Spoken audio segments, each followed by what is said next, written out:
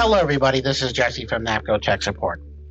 And in this video, we're going to go over how to set up the GEMC-NAC Extender on the FireLink panel in the panel connected supervised mode. First, I'd like to do a quick little overview of the NAC Extender. We can put 5 of these on a system. We have 5 supervised relay boards on a FireLink panel. That number would get reduced if you had a board set for SLC or an RM3008. You have 5 total supervised fireboards, so we need to plan our systems accordingly when we're laying them out. But if we do add a NAC extender, that gives us 4 Class B. We can set it up for 2 Class A, or in this application for this picture, for the demo, you can use 2 Class Bs and 1 Class A.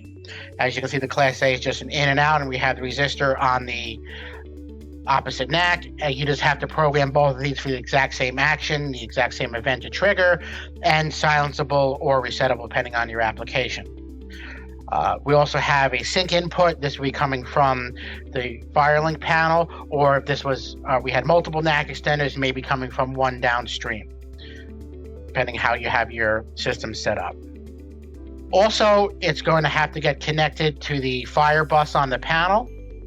The 4-wire, this is where the also same as the enunciators go. It also has address jumpers because it's going to have to get an EZM address and a relay board address here and here. For addressing these, it depends on what board you set them to. Obviously, we can have multiple. And the addressing for those would be located in the WI that comes with the NAC extender. Now to go over the programming. First, we would go to NAC output options. And like I said, and this is a great example, we're already using SLC for board 1. So the max NAC extenders now we could add to the system would be 4 supervised. So we're going to make this a NAC extender board 2. And we'll just do a nice simple setup. Looks like we're adding 4 Hornstrobe Class B circuits. We're going to make them silenceable. And if we're using System Central wheel lock, it does have the built-in syncing protocol like the panel. We also want to make them smart. Click Save. Next, we're just going to have to make events for them to trip, because this is board number 2. It's going to start on output number 9. As you can see, it's like NAC A, 9, B, C, and D for 11 and 12. And then we're just going to make them Area 1 general alarm, just standard fire alarm Hornstrobes that are going to go off on any fire alarm.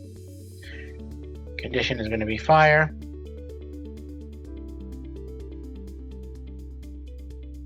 You could use these if you need a supervisory bell or trouble bell or something like that, for a bell for a dedicated zone.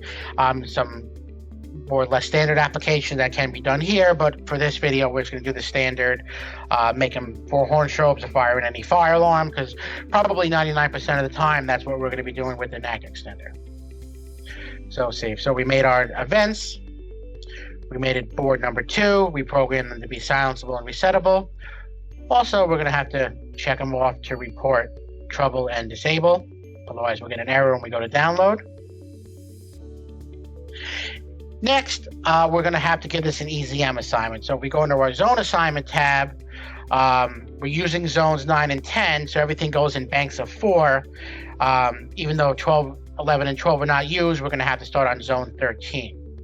So we'll go to EZM assignments, we pick 13 through 16, and make that a 4-zone NAC extender, and click Save. Now when we go back to zone assignments, we're going to have the pre-populated 4 zones, monitor trouble site zones for AC fail, low battery, tamper if you use it, and ground fault. These are automatically going to be selected. You can't change any programming on these because that's the way they have to be factory done for the NAC extender to report properly. So now that we made this EZM number 2 and we made it NAC output board number 2, we'd have to go back to this example here and look at the WI to find the correct jumper settings for the EZM address and the NAC address to make it supervised. And also has to be connected to the fire bus on the main FACP, the FireLink FACP. Now, just to review, we went over how to add a NAC extender into the system, make events for it to trip, and also set it for the correct EZM address for the trouble zones. If you added more than one NAC extender, we would just keep repeating this step. And we also would have to address the additional NAC extenders for the other EZMs and supervised relay boards. Now, just to review, we went over how to program the NAC extender on a FireLink panel. As always, for more information, you can visit on the web at tech.napcosecurity.com. Thank you all for watching.